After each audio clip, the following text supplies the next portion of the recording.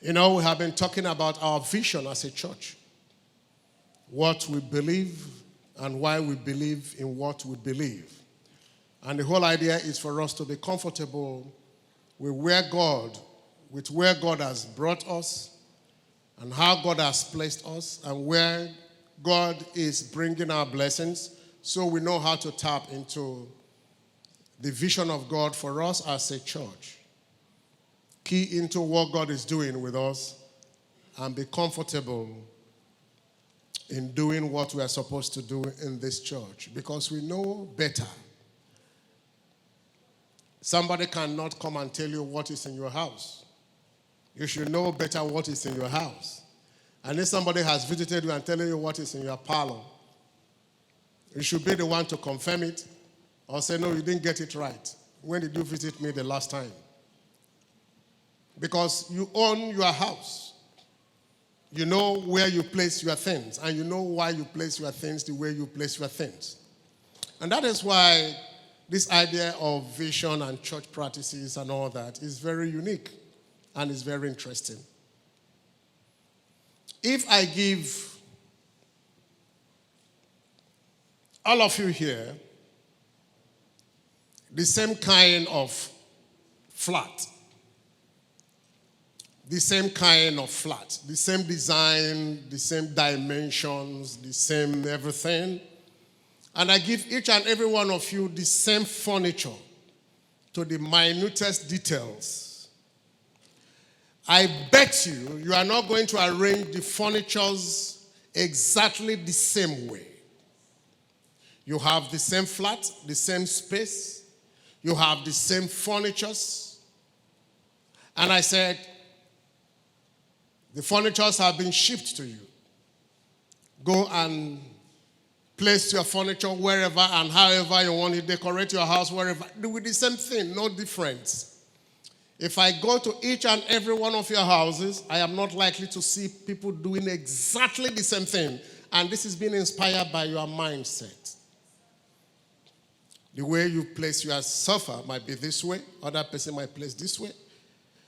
The way you place your single seat might be this way. Other might be placing it in this way. The way you place your paintings might, you have concept in your brain.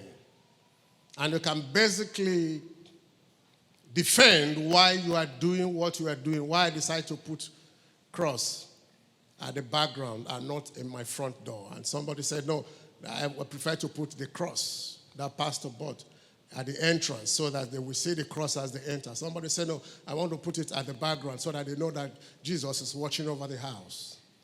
You understand? That is why I like design profession or creative profession. You are given the ability to express yourself as long as you can defend it. Do you understand? Your ability to create, whatever thing within the space that you have given. And all of them could end up being correct. It depends on how you see it. And so that is one beautiful thing about vision and how it relates with individuals and churches.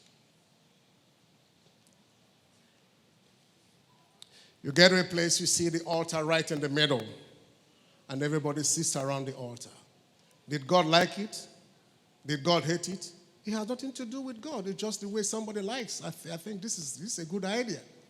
Somebody said, I rather want to put it at the end, which is very popular. But somebody said, why should it be at the end? I want to keep my altar suspended. It has nothing to do with God. It's just what you decide to do and how you want it to be done. There is no specification in the Bible that tells you the altar must be in the middle or at the side. But the challenge is that when it's always been at the side like this, it is not being seen as the norm, but it has no biblical meaning.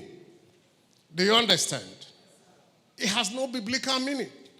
And so when people are seeing it as the norm and you have a space that could have made you to put it in a different way, you are now constrained by what they call religion, the order of doing things, without any meaning with God. And you see, when you begin to get knowledge, understanding, you begin to find out that certain things really, really fundamentally matters to God, But there are many things that just don't matter.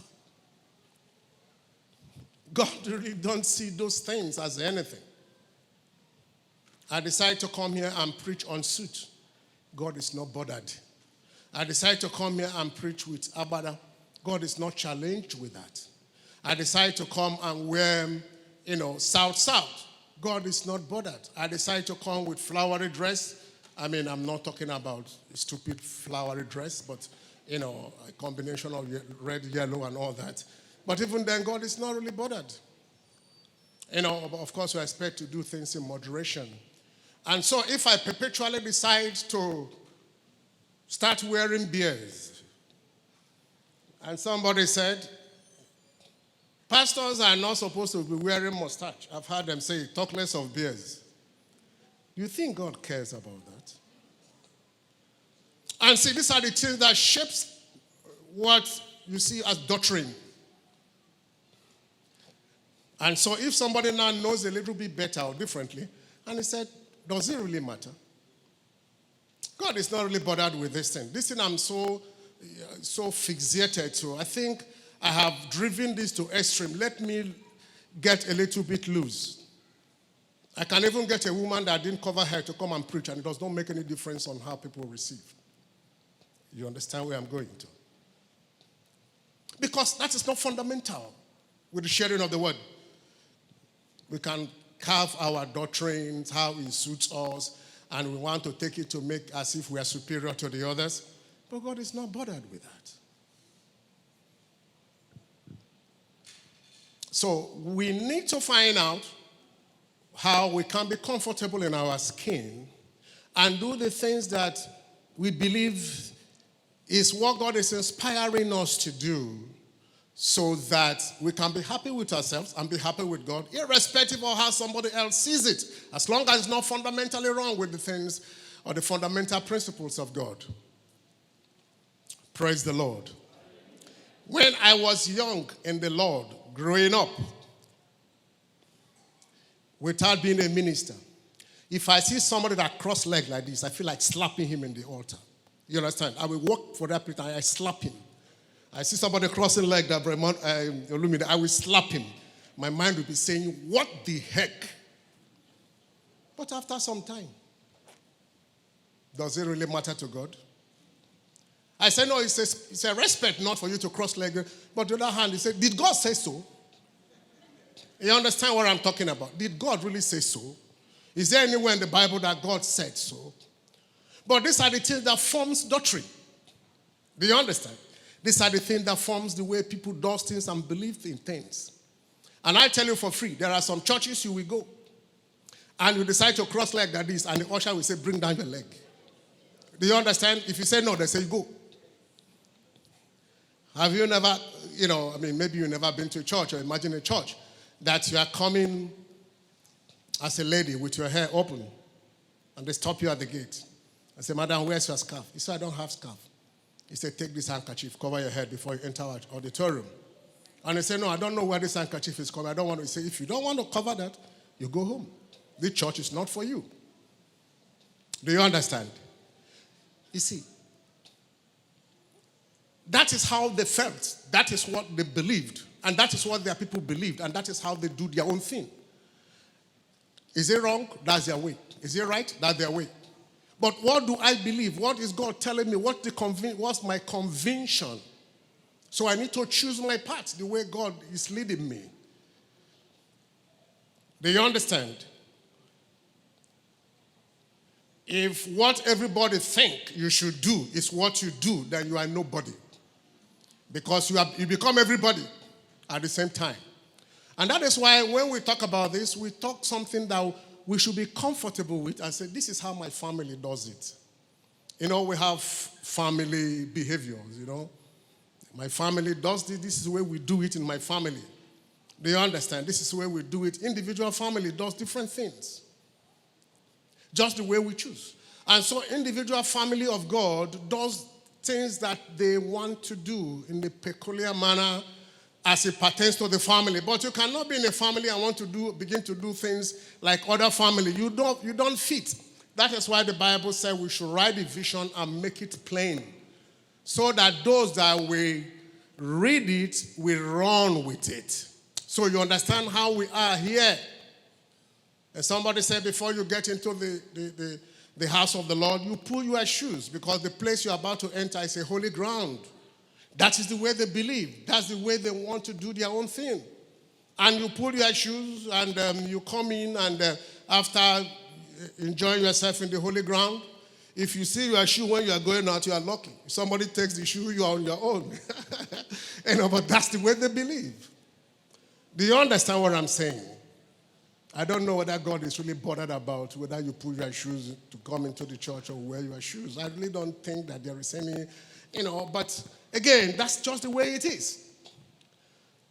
And so I cannot be going to a place where they will expect me to pull my shoes. And I said, I know better than you. I'm not going to pull my shoes. You know what they will tell me? You are not coming to defile our system here. If you can't pull your shoe, you go home. You understand? But when they begin to understand that it is not too necessary, it is not even a problem after all, then they can allow you to wear your shoe and the rest will be looking at you. This man is wearing shoe among us. So the set man will say, don't bother. I don't think it's an issue. I'm beginning to understand that it's not an issue. But why are we not all, wearing our shoes? Why? You understand? Now, what am I trying to say? It actually depends on the set man, the way he receives his vision, the way he wants to do a thing. Because some set men are beginning to say, don't bother. Those things we are heard about, we have found out that it's really not an issue.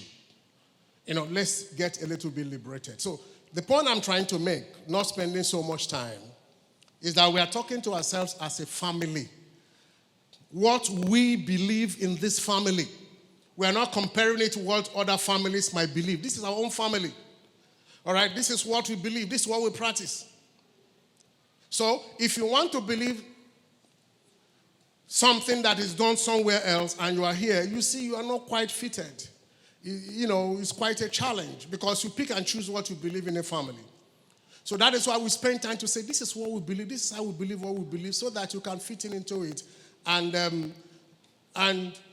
at the end of the day, so many of you will adjust. And so many of you will say, well, I read a story many years ago when a little boy was asked to sit down. It was really very naughty. And he said, no, I'm not going to sit down. He said, sit down. The parents were very, harsh on him. And after some time, he decided to sit down, and he sat down and he was doing like this. The father said, why are you doing it? He said, you think I'm sitting down? I am sitting down, but I am standing in my mind. Do you understand? You see me sitting down, but in my mind, I am standing. But to an extent, we do like that at times. Have you not preached? Yeah, let's do whatever it is, but this is what God is not also bothered with them. Because after some time, they might begin to understand better and they might begin to fit in.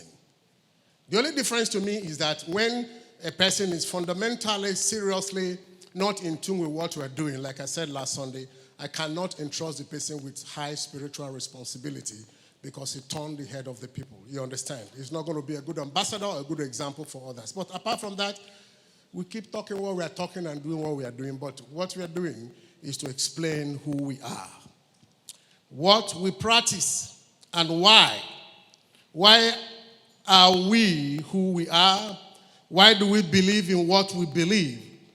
So you can defend it when you meet other people from other family without fighting about it, without going into hot argument. What you believe, what you believe, this is what we believe, and this is what we do our thing. That's my family. Okay? Oh, your pastor is not right. Oh, your pastor is right. Let God determine who is right or who is wrong. But that is what we do in our own place. So we are not here to discuss what others are really doing or not doing, or how they do what they do or not do, even in money matters, as we are going to talk about today. We are here to discuss our own issues so that we make ourselves comfortable with what we believe. The questions are not going to argue with me. with Pastor, you shouldn't believe it. You should change your belief. The question is simply, why do we believe this? How do we believe this? Is there anything we need to know about this? So we can have the privilege to give you clarity. I don't know how radically would have studied, and I want to believe that some would have gone to download. I don't want to call it. You know, when you call people's name, you make them relevant. Very important. You know, some people's message about something and say, hey, let me wait. I want to ask my pastor that. Please feel very free, because we are going to also tell you why we do what we do or why we believe what we believe. So as a foundation, I would like to let you know that there are 4 things that guide every decision I make. And I want to lay it as a foundation before we go into the questions. There are 4 things that guide every decision I make as talking with my personal work with God and also with the church that God has given to me as something I pass out. There are 4 things, very fundamental things. Number 1 is worship. Number 2 is love for God. Number 3 is obedience. Number 4 is purpose.